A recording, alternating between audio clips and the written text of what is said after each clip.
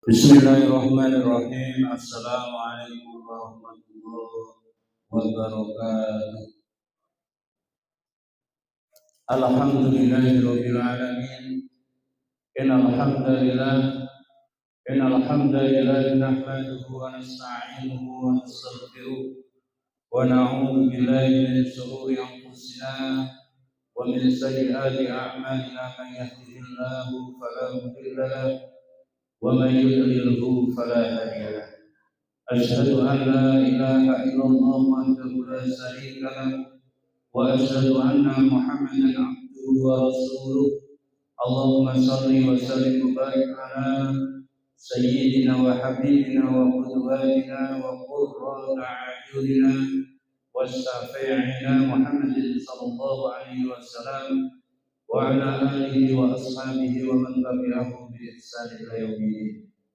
يا أيها الذين آمنوا اتقوا الله حق تقاته ولا تموتن إلا وأنتم مسلمون وسارعوا إلى مغفرة من ربكم وجنة عرضها السماوات والأرض أعدت للمتقين. اللهم لا سهل إلا ما جعلته سهلا وأنت تجعل حسنا إذا شئت سهلا. رب اشرح لي صدري.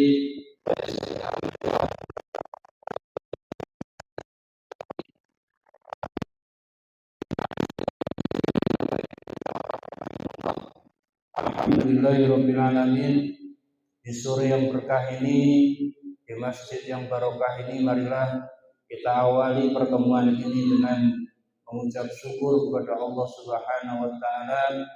Alhamdulillahirabbil alamin, yang telah melimpahkan nikmat dan juga karunia yang banyak kepada kita semuanya. Baik itu hal-hal yang kita butuhkan dicukupi oleh Allah Subhanahu wa taala. Apalagi kita diberi oleh Allah keamanan, kesehatan, wabil khusus kita diberi oleh Allah Subhanahu wa taala satu status yang orang-orang yang telah meninggal dunia dari golongan orang-orang kafir ingin hidup kembali untuk menjadi orang-orang mukmin. Kita oleh Allah Subhanahu wa taala bahkan diwanti-wanti, kita diberi peringatan jangan sampai mati kecuali kita dalam keadaan menjadi seorang muslim. Hidayah iman dan Islam yang telah Allah berikan kepada kita merupakan dzalikal fadlul adim. Ini adalah kenikmatan yang agung, kenikmatan yang besar yang hanya diberikan kepada orang-orang yang dipilih oleh Allah Subhanahu wa taala. Di antara 14 miliar penduduk dunia, hanya sekitar 2 miliar yang diberi oleh Allah Subhanahu wa taala hidayah iman dan Islam. Itu pun nanti masih dibagi menjadi benar-benar mukmin atau hanya muslim saja, atau dia menjadi mukmin yang fasik karena tidak mengerjakan sholat, atau mereka tidak mau menerima keseluruhan daripada syariat Islam yang diwajibkan kepada kita semuanya. Karena Allah Subhanahu wa taala memerintahkan kepada setiap kaum muslimin, baik itu dimanapun usianya apapun, laki-laki atau perempuan, untuk ya ayyuhalladzina amanu khulu bisilmi kafah wala tattabi'u khutuwatis syaitan. Baik orang Amerika, orang Asia, orang Gawo, orang Waru, orang Purbayan, Siwal, apalagi Gresepung, Dukuh, semuanya diseru. Hai orang-orang yang beriman, masuklah kalian ke dalam Islam yang kafah. Islam merupakan minhajul hayah. Islam merupakan millata Ibrahim hanifah. Islam merupakan agama yang oleh Allah justifikasi, dilegalisasi, dan ditentukan menjadi agama yang diridhoi oleh Allah Azza wa Jalla. Untuk itu kita bersyukur kepada Allah di malam hari ini kita yang hadir masih memiliki status seorang muslim, karena wala tamutunna illa wa antum muslimun. Jamaah rahimakumullah, sebagaimana kemarin kita sampaikan tentang anasirul quwwatil Islam, tentang anasir-anasir kekuatan dalam Islam. di mana kita masuk menjadi seorang Islam, seorang Muslim yang keseluruhan itu akan membawa izzah, akan membawa kemuliaan, akan membawa kekuatan. Maka kalau dihitung-hitung Bapak Ibu, bahwa di antara kita kaum muslimin ini ada yang sudah penuh 24 karat iman dan Islamnya, dan dia memiliki harga sebagaimana harganya emas. Ada yang cuma mungkin 20 karat, rata-rata itu emas itu 20 karat kalau di sekitar Sulu dan sekitarnya, termasuk emasnya Mas Mar. Tapi ada juga yang cuma 15 karat, itu pun juga sudah lumayan. Itu mereka telah menegakkan sebagian daripada syariat Islam. Namun juga yang hanya memiliki iman itu cuma sekarat. La yamutu wa la yahya. Itu ora mutu kokean gaya. Itu gayane opeh, rumasane gayane Islam tapi mutune ra ono. Nanti dia di dunia itu memiliki siar-siar agama, tapi nanti di akhirat ternyata dia ditolak oleh Allah Subhanahu wa taala ketika mendekati telaganya Rasulullah sallallahu alaihi wasallam. Walaupun ketika itu Nabi Muhammad memanggil, umati, umati, wahai umatku, mereka tanpa akan tanda-tandanya tapi dihalau oleh suara yang waktu itu, wahai Muhammad, dia bukan lagi menjadi umatmu setelah sepeninggalmu. Siapa mereka? Mereka yang tidak memenuhi daripada syarat-syarat untuk menjadi seorang muslim. Maka pentingnya kita mempelajari yakni akidah, yakni syarat-syarat sebagai seorang muslim, supaya kita tidak melakukan apa yang disebut dengan nawaqidul iman, apa yang disebut dengan nawaqidul Islam, apa yang disebut dengan nawaqidul syahadah. Tidak mengerjakan dan melakukan sesuatu tindakan yang membuat kita ini batal imannya, batal Islamnya, batal syahadatnya. Di antara 5 aslul iman, itu yang pertama adalah syahadat. Syahadat itu yang pertama. Yang wis pertama ini saja sudah batal, nah terus yang lain bagaimana? Batal. Yang wudune batal, salate ora sah. Itulah gambaran kenapa kita harus memperbaharui iman terus, senantiasa untuk tajdidul iman, untuk senantiasa memperbaharui keimanan kita di sisi Allah Subhanahu wa taala. Maka ada satu termasuk sunnah dari sunnah Nabi Muhammad SAW. Setiap pagi kita untuk mengucap diantaranya adalah raditu billahi robba wa bil islami dina wa bi Muhammadin nabiyya wa rasulah. Pun dalam sholat kita senantiasa memperbaharui Islam iman kita dengan di setiap at-tahiyat kita akhiri dengan asyhadu an la ilaha illallah wa asyhadu anna muhammadar rasulullah. Allahumma shalli ala Muhammad wa ala ali Muhammad. Bapak Ibu jamaah rahimakumullah, melanjutkan kemarin ada 7 anasirul quwwah fil Islam. Ada 7 kekuatan daripada kekuatan kaum muslimin, di mana umat kaum muslimin siapa saja baik personal maupun lembaga ketika memenuhi daripada 7 anasirul quwwah fil Islam, maka dia memiliki kekuatan, apalagi memiliki izzah. Kemarin kita citir sebuah surat daripada surat Ali Imran, ya, di mana Allah Subhanahu wa taala memberi kabar kepada kita, atau ketika itu Rasulullah Shallallahu Alaihi Wasallam diminta untuk mengabarkan kepada orang-orang munafik yang mencari izzah, mencari kekuatan di sisi orang-orang kafir. Maaf, di surat An-Nisa. Di situ Rasulullah Subhanahu wa taala menyuruh kepada Nabi Muhammad sallallahu alaihi wasallam untuk mengabarkan basyiril munafiqina bi anna lahum adzaban alima. Kabarkanlah wahai Muhammad kepada orang-orang munafik. Orang munafik itu siapa? Orang munafik itu kalau nifaknya itu nifak kecil, dia hanya memiliki 3 ciri. Kalau berbicara bohong, kalau diberi amanah dia ini tidak menyampaikan, kalau dipercaya kemudian khianat. Itulah diantara alamat orang munafik. Tapi yang disebut di sini adalah munafik yang mutlak, munafik yang benar-benar munafik, nifak akbar, di mana mereka ini termasuk berloyalitas memberikan walaknya kepada orang-orang kafir. Nah, ini perlu kita pahami bersama bahwa kita memberikan loyalitas, memberikan memberikan pertemanan, kemudian memberikan perwalian sampai mengambil pemimpin orang-orang kafir, itu ternyata dalam Islam itu dilarang. Ya, maka ini menjadi perhatian kita bersama. Kenapa?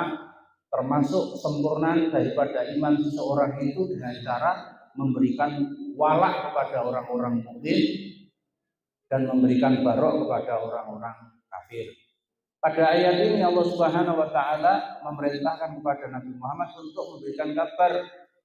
Kabar ini bukan kabar gembira, tapi kabar yang menakutkan, ya. Kalau mubasyirah itu adalah kabar gembira, kalau nadhiron itu adalah kabar menakutkan. Maka disebut dengan nadhiron, di mana memang Rasulullah itu diutus untuk memberikan 2 hal ini, yakni menjadi mubasyiron atau nadhiron. Inna arsalnaka syahidan wa mubasyiran wa nadhiran. Itulah Nabi kita, Nabi Agung Muhammad SAW kepada kita semuanya. Beliau memberikan kabar gembira dengan jannah, kebaikan-kebaikan, dan memberikan rasa takut dengan azab Allah, namanya neraka. Maka di sini disebutkan basyiril munafiqina bi anna lahum adzaban alimah. Berikanlah kabar gembira wahai Muhammad, berikan kabar menyedihkan dan menakutkan wahai Muhammad kepada orang-orang munafik. Itu dengan azab yang pedih. Apa azab yang pedih itu? Untuk siapa azab yang pedih itu? Alladzina yattahidunal kafirina awliya min dunil mu'min. Orang-orang yang mengambil wali daripada orang-orang kafir dan meninggalkan orang-orang mukmin. Nah, kemarin sampai pembahasan pada saat ini. Mereka itu ayabtahuna indahumul izzah. Mereka mencari pada sisi orang kafir itu izzah, kemuliaan. Itu. Kemudian fa innal izzata lillahi jami'an. Padahal yang namanya izzah itu yang sebenarnya itu di dalam Islam itu dari Allah Subhanahu wa taala. Maka sebagai seorang mukmin, kemarin kita sampaikan yang pertama, an-nasirul quwwah, yang pertama itu adalah kita harus menepati dan memenuhi diri kita itu dengan akidah Islam. Karena kekuatan yang paling besar itu adalah etikot, akidah. Di mana kalau orang itu sudah masuk Islam, orang itu dimuliakan oleh Allah Subhanahu wa taala. Ambil contoh para sahabat radhiyallahu anhum, semuanya menjadi mulia walaupun mereka itu ada yang mantan bekas budak, ada yang mereka itu orang-orang Qibtiyah, ada orang-orang negro, ada orang-orang itu yang hanya menjadi budak, tapi setelah Islam datang mereka itu menjadi orang-orang mulia. Bahkan ketika Bilal bin Rabah yang berkulit hitam, ya, berselisih dengan sahabatnya yang waktu itu juga Islam, tapi dia berasal dari bangsa Persia, orang-orang Iran yang gede dhuwur, ganteng-ganteng, ya. Yang ganteng-ganteng itu namanya Salman Al-Farisi. Gitu. Ketika Islam datang itu, maka yang berkulit hitam legam itu tidak lebih mulia daripada yang berkulit putih dan berseri-seri. Dan ketika Bilal bin Rabah itu mengadukan kepada Kanjeng Nabi Muhammad SAW, dan adalah Bilal bin Rabah itu ashabunal awwalun, dia adalah orang-orang awal yang masuk Islam. Sedangkan yang namanya Salman Al-Farisi itu lebih kemudian, walaupun tetap dia ini sebagai ashabunal awwalun, tapi lebih dahulu Apa kata Rasulullah Shallallahu Alaihi Wasallam yang disampaikan kepada Salman Al Farisi? Wahai Salman, janganlah engkau menghina, janganlah engkau merendahkan, dan janganlah engkau menjahati sahabat-sahabat. Kalau kita lihat itu siapa? Salman Al Farisi juga sahabat Rasulullah. Tapi Rasulullah lebih mengedepankan sahabatnya ya, yang ashabul awwalun, lebih dahulu masuk Islam untuk memiliki kemuliaan, walaupun kulitnya kulit putih, walaupun dipandang itu mantan bekas budak, namun Salman Al Farisi sampai kemudian takut sekali jangan sampai azab Allah yang dari langit turun untuk membelajari, untuk menunjukkan daripada dosa-dosanya, kemudian dia minta maaf kepada Bilal bin Rabah, sampai kemudian pipinya itu dikasihkan di tanah. Wahai Bilal, injaklah pipiku. Dia ini orang bangsawan, dia ini orang bangsawan dan juga tawat, dan juga dia ini adalah bangsa kulit putih. Namun ketika dia ini dimuliakan oleh Allah, Bilal ini kemudian dia rela untuk meletakkan pipinya untuk sekedar minta maaf kepada kekasih Rasulullah Shallallahu Alaihi Wasallam. Ini namanya izzah. Belum lagi kepada sahabat-sahabat yang lain, kepada orang-orang kafir. Banyak waktu itu, ya, saat perang perang Qadisiyah itu, saat menang perang Qadisiyah itu, bagaimana seorang hamba sahaya waktu itu ikut jihad memerangi Persia, kemudian membawa mahkotanya Rustum, ya, membawa mahkotanya Kisranya orang-orang Persia itu, dibawa ditenteng itu. Itulah izzah. Maka kalau hari ini ada orang Islam kok mencari kemuliaan dengan cara mencari kemuliaan kepada orang-orang kafir, ini sesuatu yang keliru dan salah. Karena apa? Cukup kita itu menjadi seorang mukmin, Allah menjamin, ya, alla takhafu wa la tahzanu wa abshiru, alla takhafu wa la tahzanu wa antumul a'launa in kuntum mu'minin. Wahai orang-orang yang beriman, jangan kamu itu pesimis, jangan kamu takut, jangan kamu itu merasa rendah diri, rendah hati nggak apa-apa, akhlak yang baik. Rendah diri sehingga kamu itu imbas-imbas dan beringas-beringas, tapi kamu harus percaya diri karena kamu dimuliakan oleh Allah. In kuntum a'launa, kamu itu mulia. In kuntum mu'minin, karena kamu seorang mukmin. Nah, kemudian yang kedua, kemarin dibahas juga Bapak Ibu jamaah rahimakumullah, bagaimana anasir yang kedua atau bidang yang kedua atau potensi yang kedua kemuliaan dari seorang muslim. Apa itu? Yakni ibadah. Ibadahnya seorang muslim itu akan membawa izzah. Ibadahnya seorang muslim itu menjadi kekuatan. Apalagi yang namanya doa. Doa itu kekuatannya kaum muslimin. Senjata yang paling ampuh adalah doa. Maka doa ini, ya, dan ibadah-ibadah yang lain itu adalah merupakan izzah, merupakan kemuliaan, merupakan kekuatan. Contoh soal kemarin sudah kita sampaikan, di mana seseorang baik di kampung maupun di satu daerah, kalau terlihat ibadahnya itu kuat, ibadahnya itu baik, maka dia akan dihormati oleh orang banyak. Bukan hanya dihormati oleh teman-temannya, bukan hanya dihormati sesama kaum muslimin, tapi orang-orang akan menganggap dia itu memiliki izzah. Gitu. Dulu saya itu punya teman di Cipogo sana. Dia ini pedagang, itu seorang anak muda berusaha punya usaha itu dodolan katul, anaknya masih muda. Itu kalau duhur pokoknya tidak pandang bulu, pokoknya harus duhur langsung ditutup, gitu. Padahal yang lain itu banyak toko-toko katul, yang lain itu banyak toko-toko yang jual katul, tapi tetap nunggu sama anak muda itu. Karena apa? dia ini dilihat itu rajin sholat, dia ini memiliki keutamaan pada sisi ibadah. Nah, ini contoh. Atau di tempat-tempat lain juga seperti itu. Ya, kalau di daerah mana itu, di daerah Tanah Abang, bapak-bapak, saudara-saudara semuanya di Jakarta sana. Kalau sesama orang Sunda maupun orang-orang Banten atau orang-orang, kalau beli itu ini Pak Haji itu loh, podo-podoan Pak Islamnya Pak Haji. Jadi walak wal baroknya tumbuh karena kepercayaan. Bahkan orang-orang Chinese itu kalau berhubungan dengan Pak Haji ini senang. Itu nggak mungkin gabrul, nggak mungkin untuk apa? Karena kepercayaan ibadahnya saja baik kok. Nah, maka yang kedua kemarin kita sampaikan dalam pembelajaran ilmu akidah itu atau ilmu tauhid itu ada 3. Nah, yang kedua ini Bapak Ibu jamaah rahimahullah disebut dengan aslul iman. Aslul iman itu boleh tidak boleh harus ada dan harus dikerjakan. Apa itu namanya rukun Islam, itu namanya aslul iman.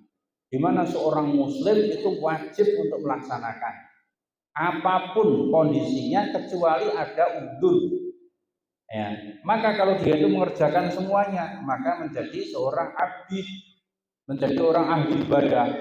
Maka orang akan memandang tinggi ibadahnya, derajatnya tinggi, dan dia memiliki kekuatan. Gitu. Ketika orang itu sudah beribadah pasti kuat, mentalnya kuat. Contoh saja sholat, ya, syahadat saja. Ini syahadat, uang sing ngerti syahadat, karo sing ora ngerti syahadat. Mung syahadat tok rumangsane syahadat itu yang pas nikah, pas tetak, ya kan? Kalau di sini kan seperti itu, syahadat itu nggak tahu. Itu kemudian syarat-syarat syahadat apa? Kemudian yang menjadi rukun syahadat apa? Kemudian macam syahadat apa? Itu nggak tahu. Karena apa? Ya dijak ngaji, ya kadang-kadang wegah. Gitu. Kemudian sing isi kadang-kadang itu orang mudeng. Gitu. Ternyata syahadat itu memiliki banyak materi. Gitu. Sehingga orang itu syahadatnya cuma nempel saja, sehingga imannya kurang kuat. Tapi kalau orang itu sudah belajar tentang syahadat, bagaimana rukun syahadat, bagaimana pengertian syahadat, bagaimana tentang hal-hal yang membatalkan syahadat, orang ini paling tidak itu lebih baik daripada cuma syahadat yang pas tetak atau pas nikah saja. Kemudian yang kedua, sholat. Orang yang benar-benar tahu makna sholat, bahwa sholat itu adalah a'dzamul amal, Allah mengistimewakan dari syariat-syariat yang lain. Sholat ini adalah sholat yang diturunkan langsung dari 7 petala langit yang oleh Allah langsung kepada Nabi Muhammad, tidak melalui malaikat Jibril. Itu. Kemudian barang siapa meninggalkannya itu merupakan dosa besar. Itu. Dan sholat itu walaupun sakit selama masih sadar tidak boleh ditinggalkan, walaupun mungkin dengan isyarat mata saja. Itu. Maka orang yang tahu babakan masalah sholat ini sesuatu yang besar, dia beda dengan orang yang hanya rumangsane sholat itu kewajiban yang memberatkan. Ya. Orang yang sholatnya itu bagus, maka akan berpengaruh kepada perilakunya di kehidupan nyata. Karena memang umat Muhammad itu ayat-ayatnya itu min asari sujud. Muhammadur Rasulullah walladzina ma'ahu as-sida'u 'alal kufar ruhama'u bainahum tarahum ruk'an sujada. Tarahum ruk'an sujada. Maknanya apa? Bahwa mereka itu tampak tandanya pada rukuk dan sujudnya.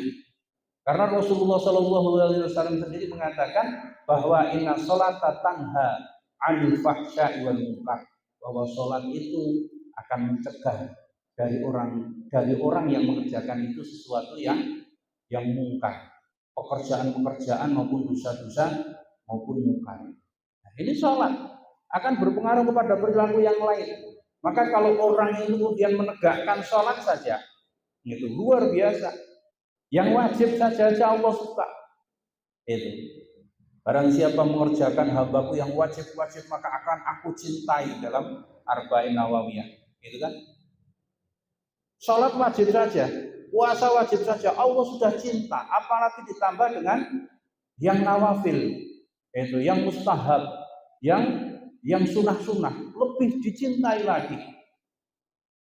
Maka di antara kemenangan ya, waktu Sultan Salahuddin Al-Ayyubi itu memimpin perang yang waktu itu untuk menaklukkan Roma yang menguasai Baitul Muqaddas atau Baitul Maqdis, itu salah satu di antaranya adalah ibadah-ibadah nawafil. Dulu itu beliau Salahuddin Al-Ayyubi itu kalau malam itu mesti pergi untuk inspeksi ke pasukan. Di mana di situ seorang mujahid itu harus memiliki kebiasaan untuk sholat malam, ya mulai.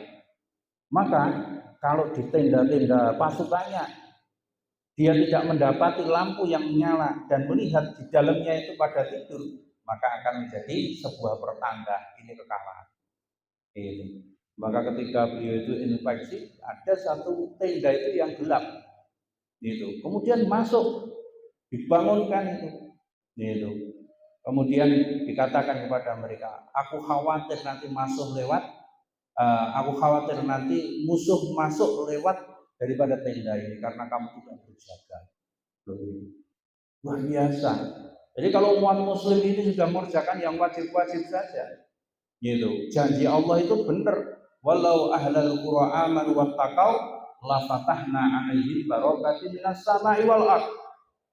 Itu janji Allah. Kalau saja penduduk suatu negeri ini kemudian iman dan takwa ditandai dengan ta'abudiannya, masjid-masjidnya banyak, ya kan?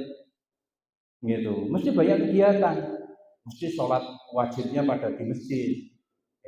Karena ahabul biladi indallahi masajidnya. Karena memang yang paling dicintai dalam satu negeri oleh Allah Subhanahu wa taala itu masjid-masjidnya. Karena kalau masjidnya banyak itu pasti orang banyak ibadah. Kalau banyak ibadah banyak pengajian. Kalau banyak pengajian orangnya pada imannya kuat-kuat. Jadi pengajian ini kan untuk memperkuat keimanan. Karena iman itu tidak mungkin tidak boleh meningkat kecuali dengan ilmu. Dengan apa? Dengan mengerjakan kebaikan-kebaikan. Kebaikan itu dasarnya ilmu, taunya dari ilmu. Dari perintah-perintah Allah, dari sunnah-sunnah Nabi. Dalam Al-Quran, dalam sunnah dipelajari semuanya. Itu kemudian mendasari untuk melakukan amal. Malah ada perintah wala taqfu ma laisa laka bihi ilmu. Jangan kau mengerjakan sesuatu kecuali dengan ilmu. Karena apa? Mata, telinga, hati itu akan dimintai pertanggungjawaban. Kalau ilmunya nanti ngawur, ya ibadahnya jadi ngawur. Maka apa? Ilmu yang paling kewajiban yang paling pertama itu adalah ilmu. Sampai kita dituntunkan oleh Rasulullah SAW dalam banyak doa, untuk meminta kepada ilmu yang bermanfaat. Waziyadatan fi ilmi itu kan supaya ditambah ilmu. Kemudian Allahumma inna nas'aluka ilman nafi'ah itu kan juga Rabbi zidni ilma warzuqni fahma, apalagi ini juga ilmu. Dalam rangka apa? Supaya kita ini semua langkah dan semua ibadah serta semua amal ini berdasarkan ilmu. Al-ilmu qablal qaul wal amal. Ilmu itu sebelum ada ucapan dan juga ada amal. Supaya apa? Lurus. Supaya apa? Benar. Supaya apa? Makbul. Itulah Bapak Ibu jamaah rahimakumullah yang kedua kemarin sudah kita bahas tentang bagaimana anasir yang kedua yakni ibadah. Apalagi kalau kita berhati-hati bolehlah kayak haji misalkan. Haji yang khusus di Indonesia saja 250.000 seluruh Indonesia dengan biaya yang sekian. Kemudian kumpul dalam satu tempat ini 250.000 yang bisa nampung. Nah, kemudian masing-masing dari negara-negara itu datang semuanya ke Baitullah. Yang di sana itu menurut prediksi itu antara 5 sampai 7 juta kumpul pada padang Arafah itu. Di Yaumul Arafah itu sekitar ada 5 sampai 7 juta. Gitu. Nah, ini sesuatu kekuatan yang luar biasa. Ini umpama pasukan masing-masing menggawa apa itu senjata saja mengerikan. Itu ngruyuk nang Israel yang cuma berpenduduk 8 juta itu langsung entek. Gitu. Kanggone sapa? Ibadah haji kabeh itu bu itu. Nah, ini namanya kekuatan. Kekuatan Islam itu termasuk jumlah. Gitu. Jumlah. Kumpulnya mereka ya para hujjaj itu di Makkah itu merupakan kekuatan. Belum lagi kalau di apa dimodifikasi kemudian dikondisikan kemudian dikelola dengan baik, luar biasa. Itu di masing-masing daerah sini kan punya gedung namanya gedung persaudaraan haji itu berapa juta itu. Itu nyatanya ya sak kecamatan punya satu gedung dari tanahnya sampai, dan itu mandiri. Ini kekuatan namanya. Belum mereka mandiri nanti di masing-masing lembaganya, di masing-masing daerahnya. Mandiri saja itu seperti itu kekuatan. Nah, kalau tahu bahwa haji itu ya, haji itu merupakan latihan untuk meninggal dunia atau mati gitu. Betapa rindunya mereka itu dengan kematian. Apalagi mati yang paling fantastis namanya mati syahid. Para hujat-hujat itu, para haji itu kalau memiliki ghirah ruhul jihad itu, wah mereka itu hebat sekali. Nah, ini namanya kekuatan. Baru apa? Baru kekuatan dalam beribadah. Belum saum, belum zakat. Belum zakat itu yang eneng sing ngerti zakat kuwi ternyata yang ngono kekuatan itu langsung dikelola digawe undang-undang. Itu eneng kan baru Lanjut sama apa itu yang satunya, cuma dua itu aja swasta semua. Itu kalau dikelola negara, negara itu utangnya 10.000 triliun itu apa disaur nganggo zakat itu entah. Gitu apalagi dikelola betul. Itu ayo bangsa Indonesia zakatnya untuk niat utang dulu. Gitu. Itu entah itu yang 10 triliun itu. Itu ini perkara ini sing utang sopo sing nyaur awake dhewe ngono. Itu. Sing utang kono ya ben disaur kono. Itu yang utang-utang karena apa? Namanya utang itu harus yang nyaur yang utang. Pokoknya jangankan bangun masjid yang indah ini atau kekuatan yang lain, zakat itu kekuatan. Itu baru namanya kuatul ibadah, namanya zakat. Belum lagi saum. Kita saum itu hal yang apa itu nganyelke karena apa harus lapar. Itu kekuatan itu luar biasa. Ya, coba saja begini. Hari ini saudara-saudara kita di Palestina sana itu kan kurang pangan. Umpama saja konsep saum itu kan cuma makan 2 kali.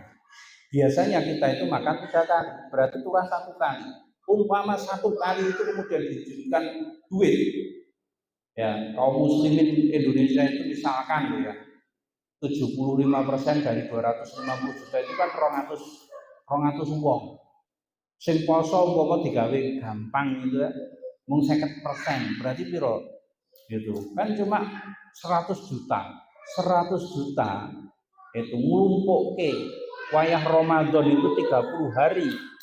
Setiap poso itu makan 2 kali, yang 1 kali dikirimkan ke Palestina.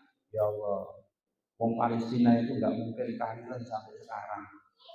Nggak mungkin orang-orang Palestina itu kemudian merengek menangis di video-video. Karena apa? Umpama kita makan 10.000 kali 100 juta itu sudah berapa triliun? Ya. Itu tiap hari 30 hari misalkan. Apalagi yang suka poso Senin Kamis, apalagi yang suka foto yang lebih itu dikumpul itu konsep Islam. Nah, ini namanya kuatul ibadah dalam an-nasrul quwwah fil Islam. Ini haji, kemudian zakat, kemudian sholat, ya, dan kemudian puasa, syahadat saja itu seperti itu kekuatan. Maka kekuatan dalam ibadah itu luar biasa dan itu warna Islam. Gitu. Konon katanya teman-teman yang sudah pergi ya ke daerah Rohingya Itu. Mereka itu sebetulnya wis ora salah, ora apa, ketinggalan jeneng. Namanya masih pakai mungkin Roslan, pakai namanya Ihsan. Itu dianggap orang yang radikal di sana itu. Karena apa? Takut gitu. Dan hari ini kita lihat yang namanya olahraga MMA, Bapak-bapak Ibu ya. Ada yang namanya Khabib yang kemarin datang ke Indonesia itu. Orang-orang Kazakhstan itu di benua Asia kecil sana itu orang masuk Islam itu banyak berbondong-bondong karena apa? Melihat indahnya agama Islam gitu. Mereka itu dakwahnya itu nggak macam-macam gitu, lewat MMA tuh Mike Tyson itu sama Islam ya. Kemudian lewat kebersamaan di daerah Amerika itu hari ini banyak sekali artis-artis yang masuk Islam itu. Bahkan dengan adanya sosial media itu orang masuk Islam itu luar biasa. Nah, ini kekuatan Islam gitu. Kemudian yang ketiga adalah akhlak. Nah, kemarin sampai di sini. Sebetulnya ini satu buku Bapak-bapak Ibu, anak seluruh waktu Islam ini. Kalau dijadikan satu tema itu ya bisa, cuma ringkas gitu. Itu cuma geradakan. Tapi kalau sebetulnya itu yang paling penting itu di akidah. Akidah itu kalau kemudian kita paham betul betapa kita ini mendapatkan nikmat yang namanya akidah, dan akidah itu perlu untuk dimasukkan ke dalam diri kita. Karena kita ini belum penuh akidah Islami. Wong ngaji pirang-pirang tahun itu jadi cekelan itu banyak. Gue konco teman-teman yang ngaji itu pirang lho kuwi nggawa apa? Nggawa akeh apa kuwi? Akeh kawane mbahku nggak ben. Marai apa? Iki kan kon nayuh pendak malam Jumat. Engko ben iso mewaki sing golek sandang pangan lho piye. Coba kene sing duwe CNN sing duwe apa kuwi aji-aji Semar Mesem.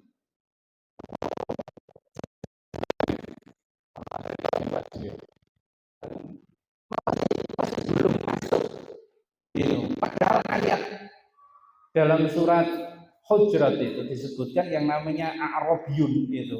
A'rabiyun itu orang-orang yang akidahnya itu belum masuk. Orang-orang yang mengatakan ya qala a'rabiyyu qalu amanah.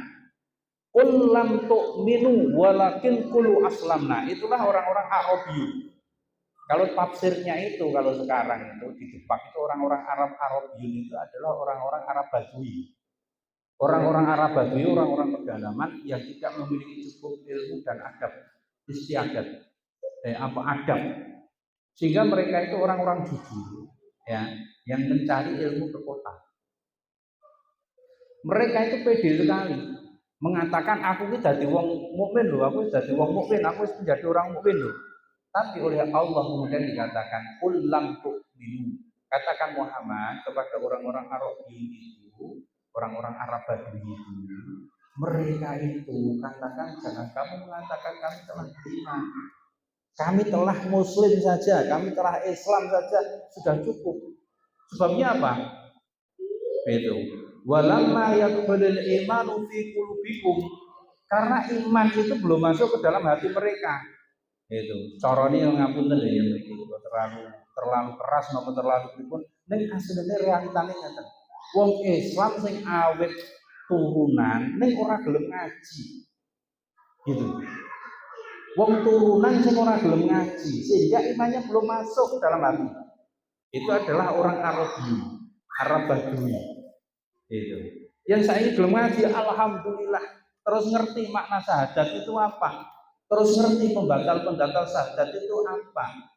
Gitu. Mungkin di sini ada orang banyak sholat, dohirnya itu sholat, tapi sih percaya karo apa?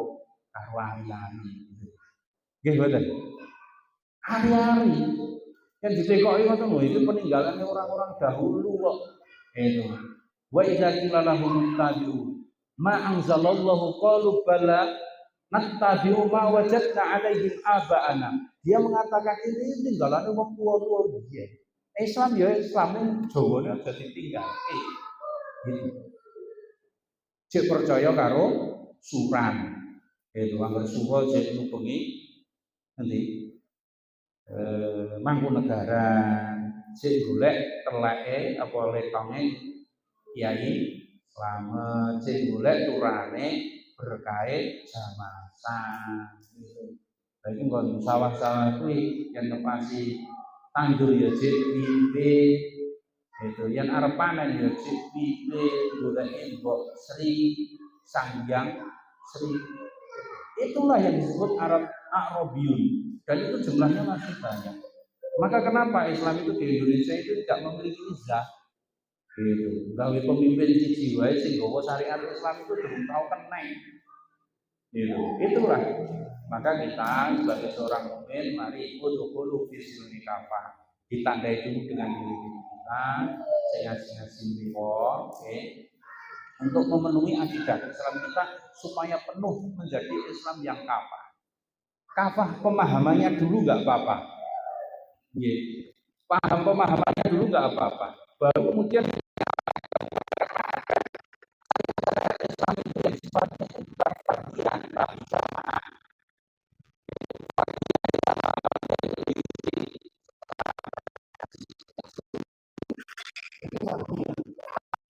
Harus dikerjakan bersama-sama. Seperti apa amar ma'ruf nahi munkar. Itu secara berjamaah, nggak boleh mandiri sendiri-sendiri, nggak bisa. Apalagi kemudian apa? Kita akan menegakkan Islam secara lembaga. Itu juga butuh suara kalau butuh mayoritas. Kalau di Indonesia itu masih menggunakan demokrasi, demokrasinya itu kemudian dibalik untuk apa? Untuk supaya Islam itu bisa bareng-bareng. Itu wong mayoritas pengen jilbaban kabeh. Jadi mayoritas penduduk sini ini sudah nggak mau mengadakan misalkan itu sirik-sirik. Jadi tidak mau. Nah ini namanya menggunakan adat istiadat maupun metode dalam rangka untuk supaya Islam itu ya'lu wala yu'la alaihi. Kemudian akan kita lanjutkan Bapak Ibu jamaah rahimakumullah anasir yang keempat.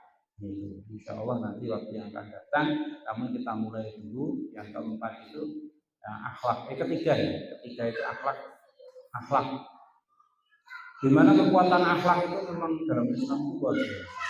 Akhlak itu apa? Ya gampangannya akhlak itu adalah budi pekerti.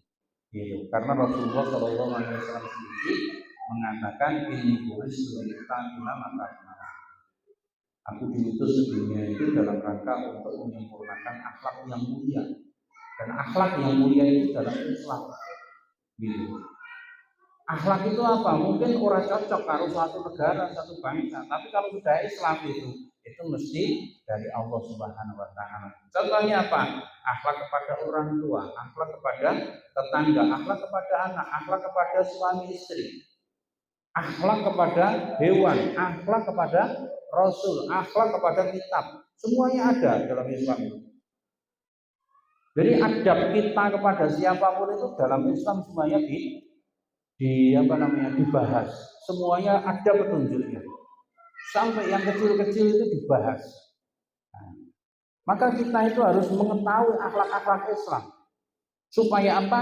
Nilai kita itu ketika bertaamul, berinteraksi dengan masyarakat, berinteraksi dengan hewan-hewan, berinteraksi dengan apa-apa, itu nilainya ibadah. Ketika itu menggunakan akhlak Islam. Contoh, yang Jawa ya tengen sekitar awake dhewe ya ngapunten nggih. Yen sing jenenge nyumbang kuwi ya nyaur, gitu kan. Kowe disumbang piro nggen karo kae? Oh, sumbang 100. Saiki ya aku arep nyambung. Lah aku nggen lah niki nilainya apa? Nilainya nyaur. Itu. Tapi kalau nyumbang cara Islam itu apa? Ta'awun 'alal birri wat taqwa. Dheweke jadi kesulitan, duwe akeh gawean, aku pengen ta'awun bekerjasama. Untuk apa? Ben dhek sukses. Aku tak nyumbang. Nggih ben dhek nyumbang piro? 100. Aku saiki juga itu 50 ya 50 rapopo. Ini walaupun ya, kurang dari apa yang kita kembalikan, wong dheweke juragan kok nggih ben kayak 100 ya kaya upil wae ya. Tapi kalau saya memberikan 50 itu aku nyambut gawe itu setengah hari. Padha karo aku ngewahi setengah hari. Maka kalau menggunakan syariat Islam atau akhlak Islam, aku bantu juraganku setengah hari. Tak kayak gitu. Ini akan bernilai ibadah. Innamal a'malu binniyatin wa innamal likulli imrin ma nawa. Niatnya itu untuk apa? Untuk membantu betul. Apalagi diberikan kepada orang yang membutuhkan. Satu sementara rasanya bang saya namanya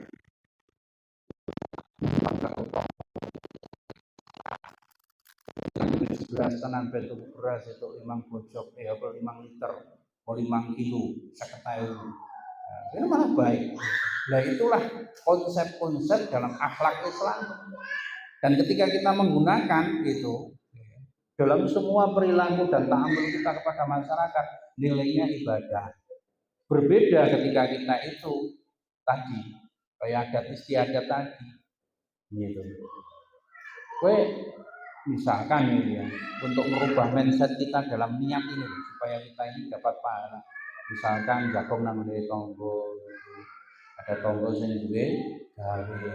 Dalam rangka apa niat saya ke situ perkewuh itu atau ini mungkin saya itu wis tahu dijagongi balas budi atau memang ini sebagai ajang silaturahim mana pilih apa namanya akhlak yang paling baik itu dalam Islam itu kemudian ditumbuhkan niat itu untuk melaksanakan ibadah itu pentingnya maka Bapak Ibu jamaah rahimakumullah itu dalam Islam itu yang paling banyak ibadahnya itu dalam muamalah gitu. Dan itu berkaitan dengan akhlak atau budi pekerti gitu. Kalau sholat paling 5 kali sehari semalam dan paling setiap saat itu paling 5 menit sampai 10 menit. Yang namanya puasa sebulan, tapi yang namanya serawung karo tonggo, serawung karo konco, serawung karo wong tua itu setiap saat setiap lebih banyak waktu. Maka ibadah yang paling banyak itu dalam muamalah atau ta'amul dan itu harus menggunakan akhlak Islami gitu. Demikian Bapak Ibu jamaah rahimakumullah yang bisa saya sampaikan pada malam hari ini, insyaallah disambung pada kesempatan yang akan datang, yakni pada yang keempat, yakni ukhuwah. Nanti ada an-nasirul ukhuwah fil Islam yang keempat adalah ukhuwah, dan yang kelima nanti kita akan membahas tentang episode atau ekonomi gitu. Kenapa ekonomi itu menjadi salah satu daripada anasirul ukhuwah fil Islam, nanti akan kita bahas pada saat yang akan datang, dan semoga Allah memudahkan kita untuk menjadi seorang mukminunan haqqon, menjadi seorang Islam kafah, menjadi Islam yang benar-benar 24 karat. Allahumma amin. Kita tutup dengan kafaraah majlis. Subhanakallahumma wa bihamdika asyhadu an la ilaha illa anta astaghfiruka wa atubu ilaik. Assalamualaikum warahmatullahi wabarakatuh.